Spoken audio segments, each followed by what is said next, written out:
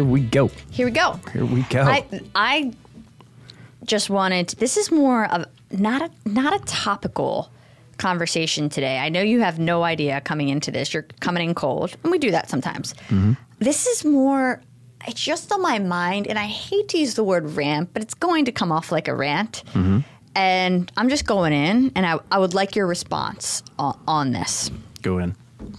So, and I'm trying to figure this out, and I hope through our discussion and with the audience engagement, we can come to some conclusions here. All right, so they should start tweeting now? Tweeting? We're not on Twitter. Oh, shit. Sorry. Forgot. Okay, so here's the thing. The other day, Tommy, posted a short. You know how we're interjecting shorts into our podcast. Mm-hmm. And this is just one example. One example of what I'm going to talk about, but this is the most recent. Okay, post a short. It was, and I believe the short, I don't think you were in it. I think it was just about a minute of me talking. It was something about hard work, right? I don't think it was a super polarizing topic. Maybe it was, maybe it wasn't, but it was 1 minute about hard work and how I value it. So immediately somebody came back and said, I wonder how much her daddy gave her, or something like that, right? Yeah. And we haven't even talked about this. So I saw it. This is and great. my initial response, I know I shouldn't respond back, but I was like, little bitch, you know, like I want to respond back. But here's my question. I talk about hard work. If that were you, and this is true, you know it's true, I know it's true. If it was a male that sat there, and we got pretty good amount of views. I think we got like 500 views immediately on this. Mm-hmm. If it were you, that nobody would have said, I wonder how much his daddy gave him. Yeah. I have a lot of thoughts on that. But, and sorry, go ahead. No. If you have not finished your question, I need to. So I'm gonna. This is a preface to hopefully a longer engaging conversation today about. I'm just trying to figure out why is it, and that there are certain things that females do that are taken so out of context or not seriously or not viewed the same.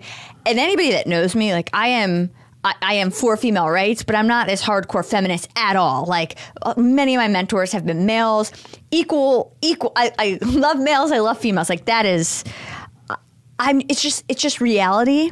And I'm still trying to figure out why the reaction to something I would say would be so much different to the reaction you say. And that's just the start of this conversation. I have a lot more after that, but that is just, let's start there.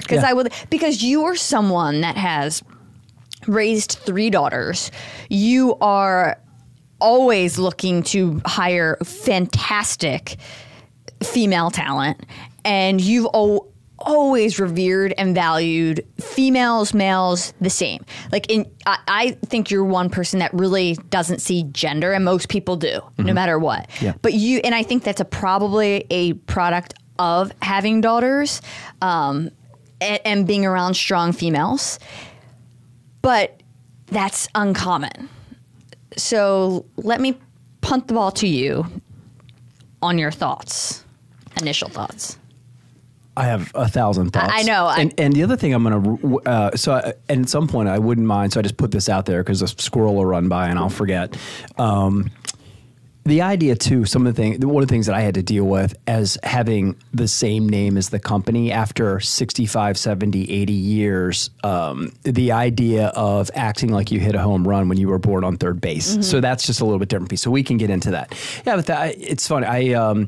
I, as a younger male, was completely oblivious for any number of reasons. One, I was raised as an only child. There was just one boy in the house. It was me. I've said this a bunch of times, but my father was 50 years older. So I was raised like a boomer, you know? I mean, there was any number of things, and good or bad, I can tell you that there was definitely that gender component that you're thinking about. And my father was incredibly respectful towards females, incredibly. Like, you know, I would get hit hard if I ever did anything to disrespect my mother and his wife, and he made that very clear. But at the same time, he definitely came from a very male-dominated era. So that's what I grew up around. And then throw in the fact that I didn't have any sisters. My mom was there, but, you know, she was was not that person for me, or was not playing that role to understand what females were doing, or the plight of females is maybe an okay way to say it. So I was extremely ignorant. But that said, I didn't have girlfriends in high school. I just wasn't that kid. I was on the golf course. They weren't particularly interested in me, and I was incredibly immature. So I wasn't particularly interested in them. So I didn't have any guidance in that space at all. Fast forward, getting a little bit older, and started to get a little bit better. But then you're right. When the girls were born, I started to coach their sports. And that's where I saw it for the first time, where I would have players and 3 girls, 2 years between the first 2, 3.5 years between 2 and 3. So when oldest Brooke came through, I would be coaching girls on the team who had a brother. And every once in a while I would run into twins. And that was the things that I really stood up and took the most notice of when I got to watch the parents parent two children that were born in the same minute, and how different they were parented. And that was something that really hit me hard, because you're right.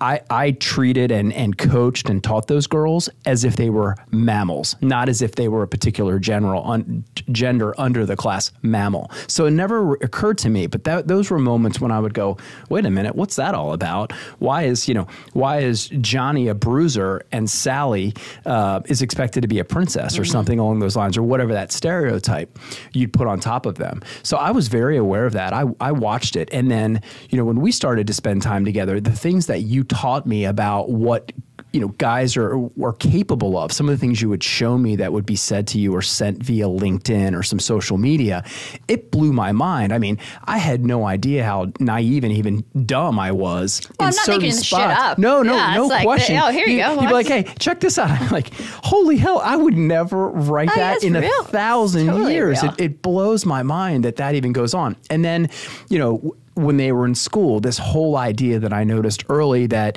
a strong male is a leader and a strong female is bossy. And that's how they're coached and spoken to. Like, oh, no. What's all this noise? Well, Johnny goes over and tears the cabinet door off of the nursery thing. He's now He-Man. It's just the way those behaviors are viewed and corrected or not corrected or celebrated, or whatever the reactions to those would be. So you're exactly right. And it's I hope that I'm on the planet long enough to watch it start to shift. Every once in a while, I see some great work being done. I'll look at the boardrooms that we're in, and I will just be able to pay attention to or realize the diversity in the room and across the board, right? I mean, people from all different walks of life and colors and genders, and those are some of the best boards that we serve on. So if I'm attracted to that, it's because I have witnessed the value of that diversity. And, you and I make comments like perspectives are important, and someone needs to watch our blind spots while we're leaned in. Well, the best way to do that is to have people that don't view the world like you view the world. And gender is a great one. And I'd love to know, back to your comment, where that comes from. There's got to be some kind of insecurity around that, or even this for a second, as a male, that it would flash in front of my face or my mind that you could have only been given that. There's no way that you could have worked for that. And I would love to be able to trace that back, because if I could, then it would put me in a better position to start to rewrite it. Where when that was said, my first thing would be, I bet she kicked some ass and took some names. That's what you'd think about a boy, right? And especially if it was, John Smith of Jones Company. Well, shit, John Smith got to the top of Jones Company. He must have kicked ass. Well, he could have been adopted by, he could have been adopted by Jones and kept his former name. You don't know, but the idea that that would be the first go-to is must have been a silver spoon or whatever daddy did, because certainly you would not, as a female, be capable of doing it on your own. That actually pisses me off as the father of 3 daughters, and it pisses me off. Yeah, well, and for my gender too. Like, why can't we get our shit together and act right? Well, here's the thing. This I didn't bring this up to bitch about it. I brought it up as just a point, and I have like I'll shoot of thoughts at going everywhere right now. So I'm trying to keep this together. By the way, I love this topic. Thank you. I'm not smart enough as a boy to come up with this. So I'm trying to stay on course, but my mind is exploding right now. So I don't bring this up to just you and I bitch about it. I'm making an observation, especially the position I'm in. I think I just see it more. I've also gotten numb to it a little bit, so I'm probably not even seeing everything or realizing. But I want to figure out why, to try to figure out the resolution, because here's the problem with this. And I was talking about it with my team today. We're working with a particular female project manager who is very, very defensive and argumentative. And the one thing my colleagues who are male picked up on is that they're like, well, she's a female in construction and probably has had to approach every job site like a boss, thinking like if she doesn't, she's not going to earn the respect from the males. And my point to them was, well, maybe I showed up like that in the beginning, but I don't feel like I have to show up like that anymore. Like I really do feel like I've earned my respect and I can walk in and be myself and I get that back. So in my opinion, maybe if you're a female and you're a bit of a rookie and you're still trying to assert yourself, I get why you would have to overcompensate or feel like you do. But that either way, that's the position females are felt like they're either put in. So they're going to go one way, either be timid because they're getting comments like this, you're a bitch, or, daddy must have handed it to you, or going to try to overcompensate on the other side and be even more aggressive or whatever, more aggressive or what's the right, where I'm going with that. Sure. To overcompensate. Yes. So offensive, being on offense. Outside of their natural character, sure, or outside of what their natural leadership skills, which are good, would be. So that this is a problem. Now, can I say one thing too? And just to interrupt, I'm sorry. Just the idea that conversation or that thought, well, maybe she's compensating because she's in construction. But if a male showed up with the exact same behavior, that question would never have been asked. Of course. I think John's having a bad day. Yeah. Maybe someone cut John off today on the way to work because that's not like John. Yeah. That's the way the conversation would go in that moment. It's the truth. Yeah. Now, I listen to a lot of podcasts with comedians and they'll talk about a female leader and they'll be like, oh, but females can't be leaders. And they joke about I'm laughing. Like, I can laugh at these jokes. They're funny. Sure. But they do perpetuate the problem a little bit. I'm sitting there laughing. Don't get me wrong. I find all this shit funny too. We can make fun of it. Yeah. But it's still there. And now, where is it coming from? That's what we're after, right? The stats say there are more females now enrolled in higher education. More females started new businesses in the last couple of years than males. So you're getting to a point where you've got more females in education. I'm not saying there are more females that own businesses, but in the last 2 years, more females have started businesses. Mm-hmm. So the statistics itself are changing, yet I don't think our people's perceptions or ideas or the way genders are treated or sexes are treated are changing at the same speed, right? So where is that discrepancy? Like why aren't things changing faster? Is it just because for so long males were at the helm and just were the leaders and it's taking this long for people to come around and figure out, oh, hell, females can be leaders and do a really fantastic job and can be regarded highly? I mean, you're seeing it happen. You're seeing females lead really freaking awesome companies. Mm-hmm. You're seeing females that are coming on part of boards that are kicking ass. But why? So why isn't this changing? I do think it. And this. I hope this isn't a cop out. We walk into a customer's place and they say, "Well, we've always done it that way, right?" It's not. This isn't wrong. This is your opinion. No. But I think there's a part of that. I mean, if we go all the way back, my love of the animal kingdom and how I talk about us being mammals, simply because you're not going to rewrite 7 billion years of evolution in any kind of a hurry. So if you just look at that survival of the fittest and what it took for early man to survive in the wilderness, males certainly had a lot better chance than females. And protectors? And protectors and strength, whatever all those things were, which now fast forward, especially where we are at this particular moment in time with automation, right? Who's a better robot programmer, me or you? Because guess what? Neither of us are picking that thing up anymore. That machine's going to pick it up, and you and I are now exactly equal in our ability to program that machine, pick something, program that machine to do that job. So, my bench press becomes far less important if now it's about deploying automation and using smarts.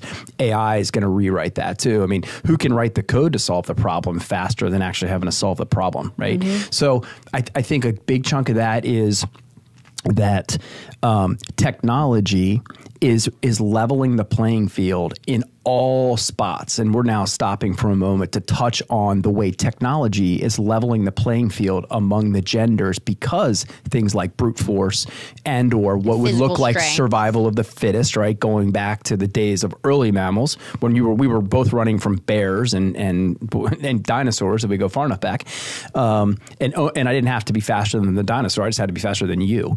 So I think we're just too slow to evolve. And then the other thing, and we love to travel, and my favorite thing about traveling is watching the different interactions where we go.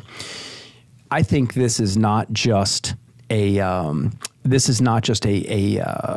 part of where we are from an evolution perspective as humans. Then when you dig down into the individual ecospheres of countries and states, we don't have to travel that far out of the state of Maryland, staying in the United States, to absolutely notice the difference. Are you saying in the South? That's one of them. Not exclusively. But in other parts of the country, you can watch the interaction between males and females and how they approach their quote unquote roles, and it pisses me off. And part of it is, versus if I go to the Northeast, right? If I go to Boston, it has a whole lot different feel than if I travel to certain parts of the South. And that's just what I experience. You can dispute it all you want, and that's not stereotyping or broad brushing, because there's big cities in the South and they're incredibly forward thinking and incredibly evolved. But when you then break it down into all these different ecospheres, that's before you get to countries on the other side of the Atlantic Ocean where females can't drive. I mean, so this evolution has got to pick up and get going. Sorry, I'm slamming the table. Yeah. I'm so frustrated. So I'm sorry about that, everybody. We have got to get our act together and make sure that we're intentional about leveraging the other half of the population, because the way genetics works, it's 50-50-ish. It might slide a tenth or a hundredth every so often. But man, and especially here in the United States, bring it back home. If we want to compete in a global marketplace, if we are not leaning in heavy on this automation piece and leveraging the female component and getting everything as level as fast as humanly possible, then we're ignorant and stupid. But that mindset that you talk about, that person, whoever wrote that, how the hell are they going to get there anytime soon, right? I mean, is that person ready to do anything we're talking about? No. That person's on the internet trolling strangers that they don't know. So I mean, sure. Let's put that into context. But I think, but that mindset certainly exists, and it's still it's reflective too prevalent of a population of people. And you're not going to get away from the fact that I can have a baby and you can't. So if you're talking about evolution, you could say females were intended to increase the population and have babies.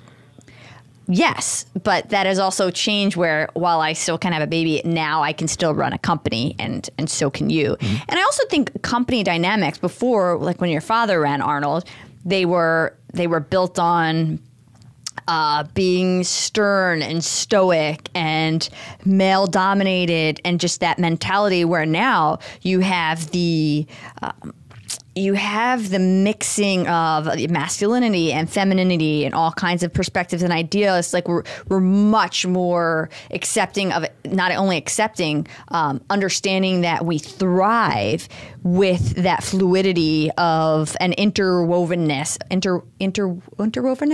of both the female and the male, and it makes things better and more powerful. Like I think we're coming around to that mindset. But even as an example, when we travel, a lot of times we'll meet a ton of people. We'll meet couples. We'll meet guys.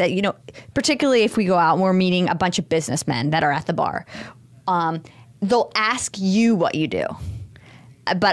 Or they'll ask us what we do, but they'll look at you the whole time, right? And you always are like, well, Britt, and you have to say something about, well, Britt played pro soccer, or Britt went to Johns Hopkins, and you feel like you have to do that so they understand that, like, I've done something, right. which sucks. Like, I never have to be like, well, Mick played golf here and Mick runs Arnold. Like, you just go into, I don't have to position you as a certain, where you feel the need to position me in a certain light so they pay attention to me. Sure. So like whatever she comes out of her mouth is actually legit. Right. There's some cred over there. So but you feel the need to, like, put me on this little pedestal where I don't ever have to be like, I don't ever do that to you because I don't have to. Yeah, because whatever comes out of your mouth, they're listening.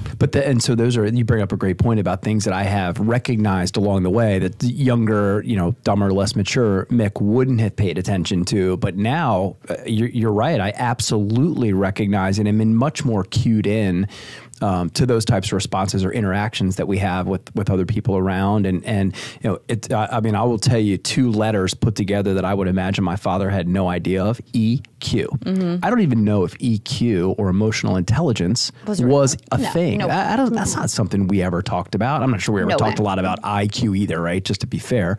But, you might have talked about that, interwovenness of thoughts and feelings and how they work together. But the beauty of that is that it gets back to the story that I talk about. I talked about the dog whisperer and understanding the people that you're working with, and so that you can communicate better. And then the 2 of you can go do something together successfully, right? And figure out what and where that alignment is. And you can get much further, much faster. That 1 + 1 = 5 or 10 thing that we talk about.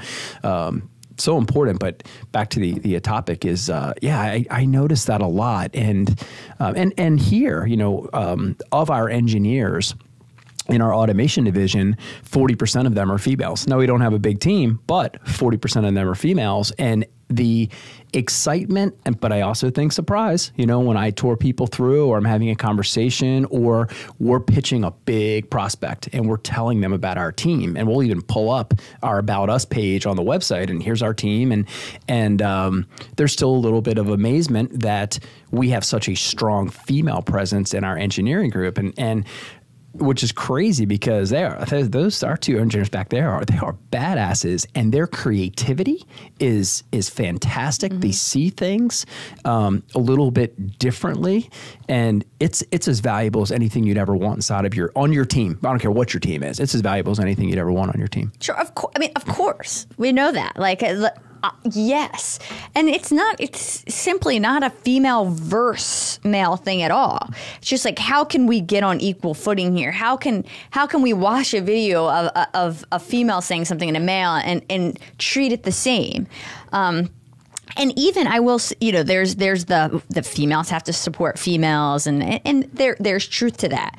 One thing I think I've really come around to, or maybe I regard more highly than I did before. And I've even told you about this. So I like to listen if I hear about a female founder or a leader, like on a podcast. I really enjoy that, because it's not all that common that females, at least when I'm listening to CEOs that are speaking on podcasts, a lot of times it's male. So if I hear about a great female leader, like I make it a point to listen.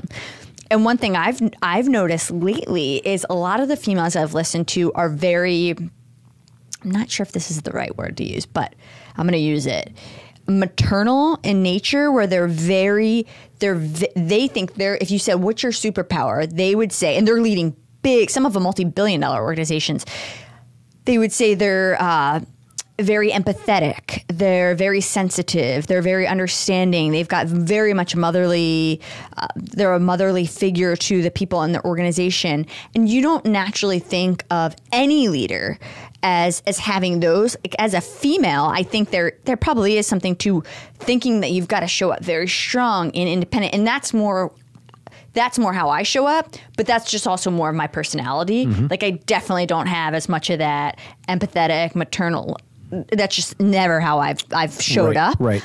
Nurturing is another word. Nurturing, absolutely. So I'm listening to more and more female leaders that have that. Again, I wish I had more of that. I'm trying to adapt more of that. But it's a really cool dynamic because they're like, people are males, like a ton of, males. They've got a lot of males in their organization have really taken to that. Right. So in that regard, I'm very hopeful about seeing that business leader of what can evolve. Like, not only, like, you want to get to the point where it's not just females are looked at or regarded the same way, but then females that are very female, leaning into that femininity, it's looked at as very cool and attractive and appealing and engaging. And thus successful. And successful. And successful, right? Because people are subscribing to it, whether that's buying their products or whatever that is, right? There's an attraction there that says, oh, I want to be over there.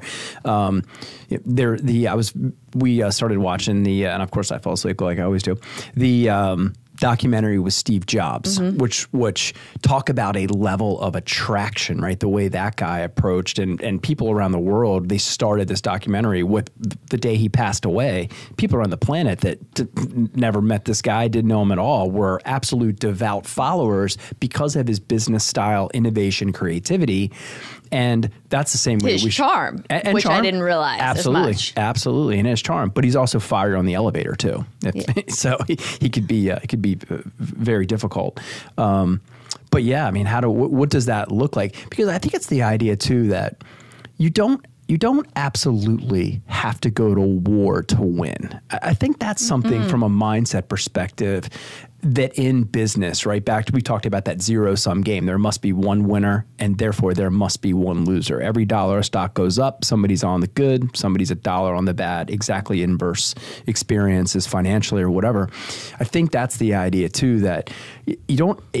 Because you'd say, well, how could the business ever be successful if the leader shows up nurturing and motherly? That's not a war stance. How could you possibly win and win meaning sell, be profitable, however you would define that word? How could you possibly win if you didn't have a war stance? That's anti-war stance. Yet going forward, I hope it's not only has the ability to be successful, I hope it becomes the norm in the vast majority of spots. Inclusive and collaborative.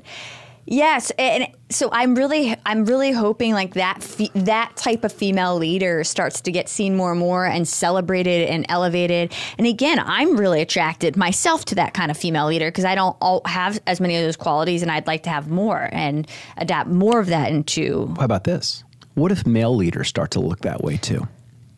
That was my point about interweaving the femininity and masculinity, because something I've been reading a lot about lately is that just because you could be male, right? You could be born a male, I could be born a female, but you could actually have more feminine qualities or tendencies or behaviors than I do. And in some ways, I probably have more masculine responses or reactions, characteristics than you do in certain situations, and vice versa, for sure. Absolutely. Like, there are things that you show up way more sensitive to than I do. That is very true. And a lot. That is very true. Which is actually part of what attracts me to you. Right. Is like, you are sensitive in situations where I'm like I should probably. You're scorching the earth, and I'm running around with the extinguisher. Yeah. It should be the other way around, stereotypically. But I think that's so incredibly beautiful. And so if we could all realize that, and as a male, you're showing up with adapting all this, and so am I as a female, and then all of a sudden, I think if we can start to celebrate that and recognize that and adapt and evolve, we slowly start to get rid of these perspectives or natural reactions that we have to that video that we.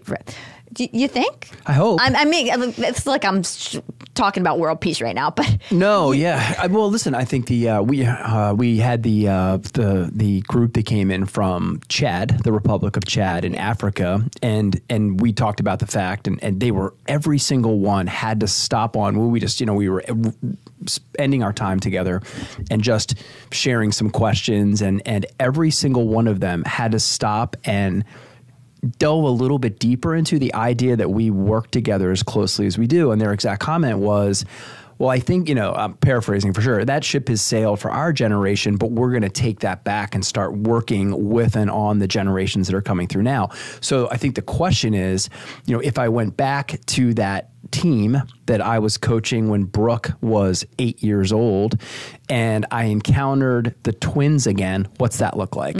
I mean, so I'll tell you another story. The youngest Olivia, when she was in nursery school, somehow it worked out that her class was 15 girls. There were no boys in the class. I don't know how that happened, but that's how it happened. And she had an amazing teacher, and she was very aware of the fact that there were no boys in the room to demonstrate boy stuff. And she made this interesting comment. She said, well, if we had boys in the room, if you give a girl a spoon, she's going to stir the pot with it. If you give a boy a spoon, he's going to turn it into a gun. And that was one of the most interesting things that anybody said to me. And imagine if you flip it over and you handed the boy the spoon and he stirred the pot and the girl made it into a gun. And it doesn't mean you have to take over the mantra or the persona of the other gender. It doesn't. But back to that idea of if you had the ability to meet in the middle and celebrate each other a little bit more or understand what the common ground was so you could work together. I would hope that if, I also think too, I don't think we have any boomer listeners, but. Yeah, we do. Good. That's right. We have parents. And all their friends. And all their friends. Yes. I'm sorry. That's our whole listening base. I'm not going to say it. I am. I do think I do think the oldest generation that's here now, I watch that generation and try to relate with the youngest, right? If we're talking about boomers and Zs. I think some of that is still existing because there's still a very strong component of that in the oldest part of our generation. And, as some of that starts to flush through, I think we're going to start to see a little bit of a change there. Now, that said, there's certain components of that generation that I love that I don't want to leave either. I'm really torn on that particular topic. But I do think, as you continue to evolve, right, and these generations come through and when I'm, 80 years old and the things that I've learned and have trying to teach back down into the next generation, I don't know if A's next or what's after Z. I don't know what's up. But, you'd like to think, maybe we could hold some of the best in class that we've had along the way, whether it was pride or I'm really killing the table today. I know I'm going to have to put on foam gloves. Keeping the best demonstrated performance stuff, but doing a better job of getting along. I always talk about Martians just because if we have someone to get together and fight against, maybe we'll stop fighting each other. I'm hoping we can just figure out how to stop battling with each other, where it's gender or country or religion or whatever, all of these tribal things we pick to align behind and cause a conflict with each other. I hope we can evolve past that, at least in my lifetime. It's going to be close. I think your boomer comment is generally, globally, domestically speaking, true. I think it's going to take some of those people to evolve for things to change. What's interesting and a little ironic is my parents and their friends are the most open and supportive people we've ever met. It's a bunch of hippies that couldn't be more open-minded. Yeah. Or supportive of female, male, whatever. So my demonstration, my personal small little world demonstration by them has been the opposite. Oh yeah, and having met the vast majority of your friends, all friends. Of your parents' friends. Yeah, sorry, be very clear. All of the females in that crew are badasses. They are different types of badass. They're teacher badasses, and they're strong. and strong yoga instructor badasses while they're also working as a nurse. Does that have to do? Does this have to do at all with the dynamic of their husbands too? That the dynamic between them, where they are supported and they are. I mean, I think, okay. Or were they that way all along? I don't know. And their husbands were attracted to that like I was to you? Don't know. I don't know. Don't know. But I think we have come I think we solved this. So, but a couple of the things that we're hitting on. Now we just need some massive listeners to go to play. Yes. But I think a couple of the things that we're hitting on, which I haven't really ever concluded until we had this conversation, is one, I think if males can start, first of all, any leader just start supporting any other good leaders, whether it's male or female. That's one. Easy. males starting to recognize that there are feminine traits that are really really valuable in adopting as a leader and not having to put on as this certain type of strong male, like adopting that. And on the other side, females not feeling like they've got to be something they're not and leaning into some of those feminine qualities that they have as great leaders. So I think it's females leaning into what they are and being confident in that and bringing that to the table. Males recognizing that they can, and they can bring some of that into them. It's really just maybe at the end of the day, it's just leaning into who you really are and not having to try to be something else. And I guess it's hard to do that if you don't feel supported or celebrated. Well, so let's talk about this word for a second. Security, or the opposite of that, which is insecurity. So how do you become secure? How do I, luckily I've gotten there. But I had to break through, and I had to earn a lot of trust. I want to get to that point too, but let's stay here. How do you do that as a female if every time you show up assertive, you are called a bitch, or you're just not taken seriously? How do you have security? I mean, it's like this vicious cycle, and I get it, and I see females show up overly bossy or overly assertive. That aren't that way or don't need to be that way, but I get it. Like, how do you just become secure when you're battling this every day? Like, it's very hard. Well, what did you do? I mean, so that you are an absolute demonstration of that. What did you do? I mean, so it's like the I can't break through because I lack confidence, and I lack confidence because I can't break through, right? And so what? So what I was what coming, did you do? And the biggest factor I think for any female, which is why I'm the biggest proponent of sports for young girls. I came in to my business career in a position already of confidence because I played soccer very seriously from the age of 8, 12 on, and I had already become because I worked my way through the levels of soccer the way that I did. I became very confident in myself through that. So I was already entering in this position of confidence. So how did I build it?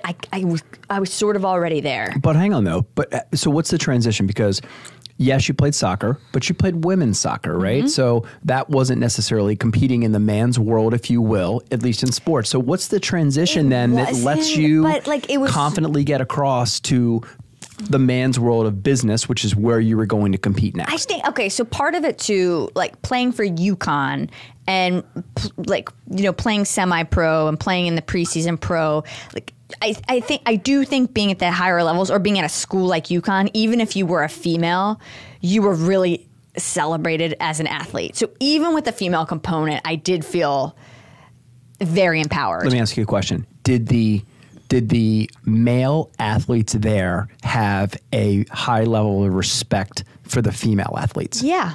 There's part of it. Yeah, very much so. Absolutely. Okay. That's an interest. Let's say that's a start, right? That makes all the sense in the world. Well, think about it. I mean, UConn, you've got the winningest basketball team ever. I mean, you've got one of the winningest, which most people don't know, field hockey teams. Mm-hmm. So yeah, actually very much so. And female sports generated a lot of money there. So maybe that's part of it. But I think to your question, sure, there shouldn't have been this very smooth and seamless transition into construction as a female, where it's 9% comprised of females to this day, and most are not in management positions. So I think it was maybe just, God, I don't know. I don't know the answer other than just continuing to work through it and persisting. And now it's really interesting because when I'm working with CEOs, management, or even a lot of times I'm working with senior estimators now. Mm-hmm. Like I am huge target audience for you. Yeah, huge target audience. I am their go-to. Absolutely. And trust me, they're not thinking about female. They're like, they respect me and they know I'm going to get shit done for them. That's and right. I feel confident saying, because I work hard at it, the best at this, and that's why they come to me. But it did take that breakthrough. And I think for me, it's like beating my head against the wall until I freaking broke it through. And then I broke through, and now I'm there. Yep. And now I don't have to show up in any type of way because I finally, I think, garnered that respect. I don't feel like I have to. Like, I can very much so be myself and have great conversations, and I felt very respected. But you still show up the same way, right? You still answer. I mean, you're still first one back with the response. And we have a saying around here, you go to who gives you the best answer the fastest, and you slowly condition those, let's just say it's estimators in that moment, because they needed a partner, they needed an answer. They're under incredible deadlines, right? The bid's due Friday at 5. Oh yeah, they're texting me at 8 p.m. at night always. That's right. Yeah. And while, meanwhile, you feel like you show up differently, right? And you don't feel the pressure that you did early on. You also haven't changed your approach. You haven't backed off. You haven't slacked off. You haven't taken an opportunity to be lazy or to take for granted that relationship that you built along the way. You still show up the same way. But I think I'm getting at the point where, like, that's my personality. Nothing to do with female. Right. Yeah. And that's the thing. Like, the second they realize it's me, personality, male, female, like, that is how I show up. That is who I am. But how do we get there quicker? Right. Like, how do you realize, like, that female is the shit, and regardless of what body parts she has. Right. Like, how do you get there quick without that initial judgment? How do you do that so she doesn't have to work through 3 years of earning that respect that Mick Arnold immediately had? Right, or at least was given the here's the big difference too. Here's a term: benefit of the doubt. Benefit of the doubt. That is beautiful. Gets the benefit of the doubt. Britt, and this is interesting. This is funny as hell too. We don't know if you talked about this or not, but how about just the simple fact that when you send an email to someone you don't know and it says Britt on the bottom, they'll come back and say, "Yes, sir." Constantly. That is the quintessential definition of what we're talking about. That given the benefit of the doubt, right? If you're given the benefit of the doubt, you would have said nothing for a while, right? If someone sends me an email and it's Taylor, right? Right? Or someone sends me an email and it's Dylan, I promise you, I'm gonna throw some nondescript responses in there. I'm never going to assume what it is, but any number of times people you don't know, they come back to you with "Yes, sir," because it says Britain in the signature. I get a Mr. Is it once a day? At least once a day. And here's the thing. I get Britt could be a female or male, but generally speaking, Britt is a female name. So that's even coming in with a fairly female name. So you've actually got to work hard at thinking it could be a male. Or they just assume it's Brett, right? Brett. You read I get Nick and Mitch all the time. And this isn't. I don't want to come off as a victim at all because oh my gosh, I have experienced the best career, and I am. That. This is not that, and so I definitely don't want people to think that. I'm just wondering how we change it so it's like. How do we change it so it helps everybody benefits? Well, I think we're just talking, ignorance is another word, right? So we're talking about some ignorant traits or some ignorant behaviors. The idea that you would assume, Britt is a male, and definitely in the construction space. I mean, guilty as charged. Where because it's the construction space, someone reading quickly, Britt's probably bred, and let's say yes, sir. I mean, I think we've got to continue to break some of this ignorance or whatever these long-standing ideas are. Listen, mathematically, you just said it, 9% of females are in construction. That guy had a 9 in 10 chance of being right. So it's between 9 and 11 now. I should correct myself, but it's between 9 and 11. Right, but statistically speaking, sir was going to be okay. Yeah. He was probably going to be right just by virtue of what the norm is. And here's the thing, too. Why is construction male dominated? Because it's been a grunt, brute force job for a very long period of time. Sorry, I am really into this today. So that's all the pounding. I feel like if you hear the pounding, it wasn't me. It's not me paying. No, it's me. It's me drumming on the table. Even though I show some more masculine traits sometimes, it's still Mick. Yeah. So and I'm as passionate and pissed about this topic as you are. Not pissed, but as passionate about this topic because I too want it to change as quickly as possible. So I also want the male leader to. I also think that the male leader could change, and I think there are a lot of males out there that would feel comfort in this conversation, saying, "Man, I actually have a lot of those qualities and would like to exhibit them more." Yeah. If anybody was to take a second and celebrate these, I'd actually do this too. Yeah, like that vulnerability or raw. I go back to you again because I do find you to be a very empathetic person, which it might actually shock is there's some people from your organization listening that don't know that side because maybe you don't exhibit that as much inside the organization. I'm not saying you're trying to, you're intentionally doing that at all. And maybe I'm not going to speak for you, but I see that side of you and has been very attractive to that side of you. And thus, I think a lot of other people would be. Yeah. As a leader, I mean, gosh, that is relatable. That's what it is. Yeah. No, you're right. My entire career, I will say I'm definitely guilty of being very head down at work. And I think I hired an associate to the president for the first time ever, new role that I've created because I just need help. I need help, and we've talked about executive assistants, and you've been awesome in pointing me in some podcast directions of the conversation, and I could have gone and hired a badass executive assistant and been outside of our offices or whatever, but I didn't, that wasn't the exact role that I wanted to fill. So we'll get into that. We can share that at a different time, but we did some paperwork signing and had a moment to talk today. And I have to brace or prepare people that I'm going to work with around the idea that I generally have 2 minutes to do 4 minutes worth of work. What you're going to get out of me is going to be succinct. And at times it's going to feel short, or it's even going to feel a little angry. But please give me the benefit of the doubt that I'm just moving quickly. And if there's something wrong in our relationship, I have enough respect for our relationship to sit down with you and clarify what's going on. And same time, you may come in at any point and shut the door and say, I'm a little confused by whatever. And I'd say, oh gosh, that was a succinct moment, a short moment. I was I was on the phone driving with a knee, eating a French fry and texting a response to you and trying not to hit a guardrail. Mm-hmm. And that's why you got a 4-word response. So that's something I thought. I've been accused of being intimidating by any number of people in the sales organization. And that's not attractive to me. You say that to me, I'm like, ew, bad trait. Don't want any parts of that. But that's something that I have to work on or even prepare people for, where they're just like, oh, no, Mick, he's fine. That's just his groove. That's how he digs in on productivity or whatever he's working on. But yes, I mean, I absolutely have to come back over and embrace more of those, like, all right, calm down, mm-hmm. but a lot of that self-imposed and I'd love to have some conversations and I've really enjoyed, we talked about female leaders, right now still the big three automakers are toe to toe with the Auto Workers Union, and Mary Barra is the CEO of GM. And don't worry, we'll have her on this podcast. Oh yeah, absolutely. You're damn right we will. She will be here at some point. We'll play this back as a prelude.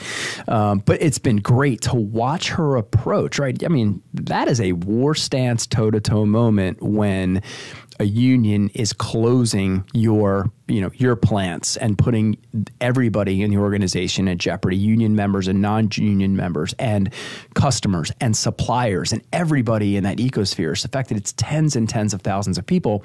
And I have really enjoyed watching her approach because it has been very balanced between hammer and right. And, mm-hmm. and there's been some stick in there and some carrot and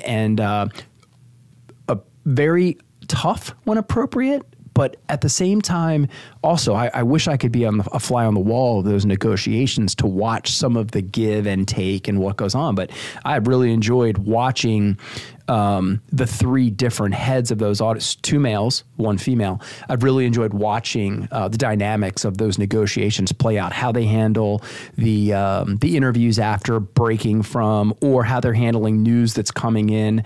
It's been I would say it's certainly on her part, I think a master class in handling it. I don't know that I love all of what I've heard of the strategies and the deliveries, but it's been interesting to watch how they lead. And maybe I'm a jackass for calling any difference to it because 2 are male and 1 are female. But I have noticed a leadership style, and not because her hair is longer than the other 2. I've actually just noticed her leadership style, and I would say the same thing if she was a male. Mm-hmm. Interesting. Yeah, because I'm not sure my leadership style would fall into what people would stereotypically think would be a female leadership style. Maybe I'm wrong. I don't know, but I don't think so.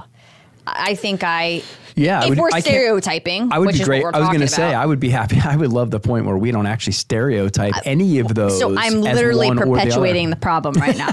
That's what I'm doing. And I was going to say, yeah, you're right. You could be pretty tough, and definitely tough is only a male trait, right? Which would be exactly what's wrong with what we're talking about. Right. Yeah. But I mean, I love this conversation because I just think the more we talk about it, the more we're, and I think the great thing is you're going to have so many more people agree with what we're saying. Yeah, I do notice this, but I also feel the way you feel about, there's so many great things about female leaders and male leaders and what we can do to intertwine and learn from each other and value and respect and hopefully we evolve. And so it's been on my mind and I'm trying to figure it out. I'm trying to understand people's reactions. And we're not going to solve this today, but we can start. But we can start talking about every it. conversation that we have, we collectively as a society have about it, especially in the presence of our younger people, where I don't know. So I have mixed feelings on that. The better play would just be to start showing up differently and demonstrating differently for our kids, right? Who are males and females doing whatever they're doing and the way they interact and what the demonstrations. Words are one thing, but the demonstrations are totally different. Yes. And I have to say this because I've had debates about this with other females. And there are certain females that strongly believe we should never point out female-owned business. Like I am on the list of largest female-owned business, or she's a female leader and she runs a hell of that we should never make that distinction. And their position is, and I get it, their position is, no, I just run a great business, or I should be on any list. While I agree, this is not the way the world works. Problems do not resolve themselves. We cannot act like this isn't an issue, right? You gotta frickin'. I almost said what I didn't want to say. You got to sometimes hit the nail right in the freaking head. Right? You got to slam it in the face. We've got to address. I'm not tiptoeing around the issue. Right? Let's call it for what it is. Well, that would perpetuate the ignorance. Right? I'm hoping one day we don't make the decision. I'm hoping one day there's not a women-owned list, right? But there is. And this is real. And if we don't talk about it, if we don't communicate about it, it's not going to change. So I get the position, like gender, somebody told me, and somebody I really respect, right? And I highly respect, one of the most successful women on the planet, said to me, I can't wait to hear what you're about to say. Gender does not have a place in the workplace. And I don't agree. Because I think, again, we're acting like it's not a thing. Mm-hmm. That's bullshit. It's a thing. It is a thing. It's a thing, and we've got to talk about it. And we can resolve it. And I think eventually we'll get to a place where it's not a thing, and we're not talking about it. Right. But right now it is.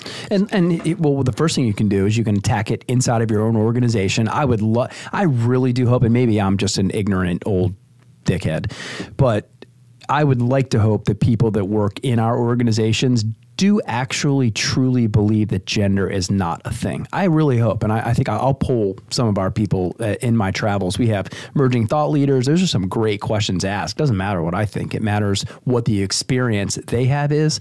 And then I think that is driven down from my demonstration, your demonstration. I mean, Jesus, if you and I, just how we interact isn't a demonstration of how each of us feels about the other from a gender perspective, I don't know what else we would do. Yes. I really don't know how we would change that, or what would we even have to say if you were paying close attention to our interactions, or how we work together regardless of our genders.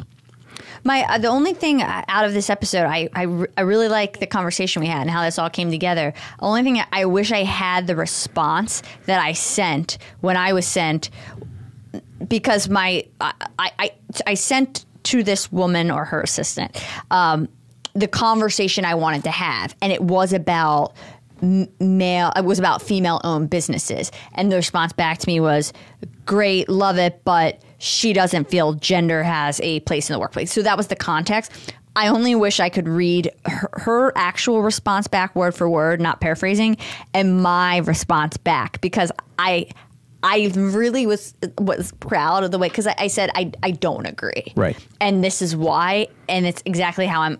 And I had time to sit down and think about it and articulate exactly the way I wish I'm doing now. Right. But I think my bigger overarching message here is things just don't go away. Like they just don't dissolve into thin air. Sure. So if it's important, let's talk about it. Well, how about this? So I'm going to go back. You made a comment where you were talking about comedians making fun of females, and you laugh at it, right? Yeah. Well, the reason that it is okay to laugh at that is because it's a stereotype. Oh, no. I'm just laughing at the stereotype. Well, let me tell you something important. Stereotypes just don't happen, right? You don't just show up with a stereotype. That is a very long demonstrated behavior of some sorts. And in this case, let's just say we're making fun of women being in the house, right? Or if that joke were to be something about what a female looked like in the 40s or 50s, right? Many still today, in many households that still look like that today. Absolutely. No question. So you're laughing about the stereotype, but let's understand that stereotypes just don't happen. And they're there for a very, very legitimate reason. It's because that demonstration of whatever it is has been going on for a long time. Those are not made up stories. For me, I'm actually laughing at it because it's so ridiculous in my mind. I'm so far past it. Absolutely you are. Absolutely you are. So, well, one thing I do want to say, so back, the interesting response from one of, I believe there's 20 self-made female billionaires in the U.S., right? Is it that number? And I only say that because I was watching Shark Tank the other night, and Kendra Scott. About to be 21. 21, that's right. Yeah. About to be. A little runway. Hey, who says? Hey, if you're on your way, you're on your way, whatever. Kendra Scott was on there, and she quoted that, not me. She said, one of 20. And so what is that response? No, since you're one of the 20, that's versus, so since you're there, now all of a sudden gender isn't a thing. I'm not sure that that's particularly authentic or genuine. I mean, okay, one of 20 that rose above it, now all of a sudden it's not an issue anymore. I got a problem with that. The last thing I'll say is, and I imagine your response had a very similar sound to that. But to the point where I saw a male talking about how much easier it is to be successful as a female. So stop leaning into your victimhood and lean into the fact that you have serious advantage, because if you look at the top richest males, like the list is so deep and so long and so much depth and breadth, where the females is like not like that. So lean into that advantage, because like you can get there so much quicker and easier. Something about that. What an asshole. Like there's not even footing here, guys. Like it's all relative, right? Wow. But those are the conversations. But I take it in, and I'm just like, certainly entitled to opinion. Yeah, all respect to the world for that. But I laugh out loud at that. But I still understand. Like that's the thing. I still understand where that perspective, and I'm like, okay, sure, fine. I'm going with that. I'm just gonna go with that. I got 2x4s to sell. This has been fun and all, everybody. But I got 2x4s to sell. I got some male dominated industry ass to kick. I'll be right back. Yeah. Oh boy, I'm glad you dropped this one today. Thank you. Yeah, I thought it was. I knew you would get a kick out of it, and kick out of it. We have to get the table repaired. I know. Some dents over there. More dents to make. So I think this is going to be continued. Good. Because I think we could go on for a while here. This will be continued. Yeah, I think there's observations for us to bring back into future conversations as we break here. Because I will tell you, every time we have a conversation, I leave